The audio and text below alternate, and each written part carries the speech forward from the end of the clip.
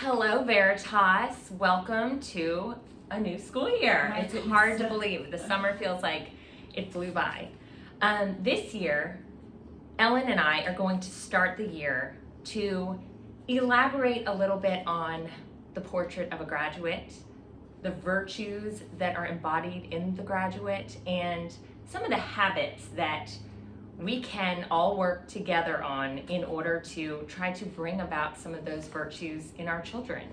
And so I'm going to let you kind of give a little overview of that, and also some of the things you want our parents to keep in their minds as they're listening to this fall series, because we definitely do not want this to be daunting. No. We want this to be really tangible ways that you can carry out some of these habits in your home, and also ways that you can be encouraged as you're looking at your children's characteristics. So would you mind elaborating a little bit on that? Well, sure. I think point number one, Ashley, is to recognize that in the absence of good habits, bad habits form. True. We are creatures of habit. Everything we do is a habit. And secondly, that it is a lifetime journey, right? Right. I'm still working on habits. I hope I always will be. And finally, when I let go of the fact that I was never going to fully arrive, Right. that it was okay. Yes. And that's one thing that I really want to emphasize, is that I love the portrait of a graduate. I think it has such great qualities that we're aspiring towards, and we want our kids to aspire towards. But it can feel daunting and discouraging, especially if you have a child who pushes boundaries, who doesn't readily embrace your values, who is trying on all sorts of different personalities, those more challenging kids. And it may feel like perhaps, my goodness, how does my child fit into this portrait? And I would encourage everyone to take a long view of the fact that it's God's work. And in the process, we're to be faithful in working on helping our kids create those habits that form virtue. Because it's right. really actions form habits, form character, and that's what we're after. So it's kind of exciting, and I think that this year's we're looking at habits, whether we're going to be talking about communication habits, study habits, spiritual habits, that we take that approach of patient application, one day at a time, knowing that God is doing his work as we're daily being faithful. Yes.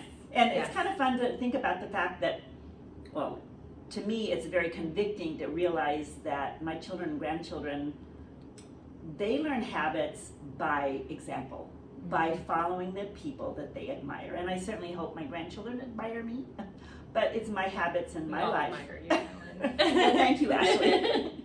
But it's my examples that speak. Mm-hmm. And secondly, that as parents and teachers, that we are expecting our kids to practice these habits. That's right. Because once they practice habits that are good, they start to become natural for them, and then their character starts to form around those, right? That's right. And finally, that we are wisely reasoning why we do this and speaking words over our children that are encouraging and life-giving to them. So we're going to be talking about a lot of this. That's right. And when we're talking through the habits, it's like Ellen said, that it's really twofold. We're talking about the habits that we want to see in our children, and the habits we want to see in ourselves, goodness, so yes. that we can be good models for our children. Exactly.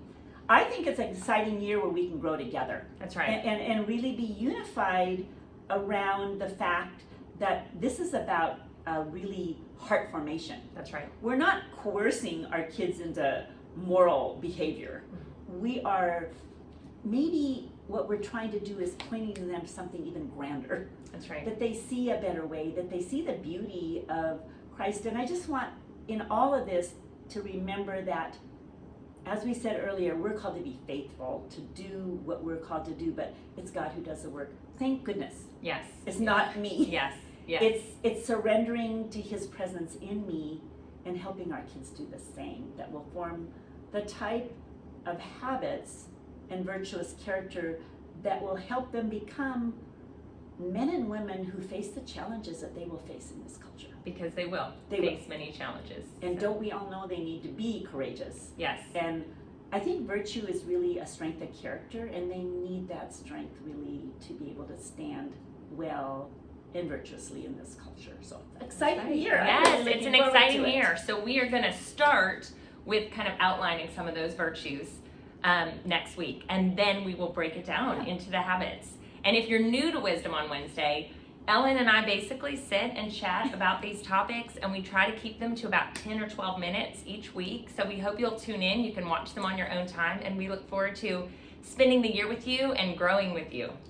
Yes. Thank you. Thank you.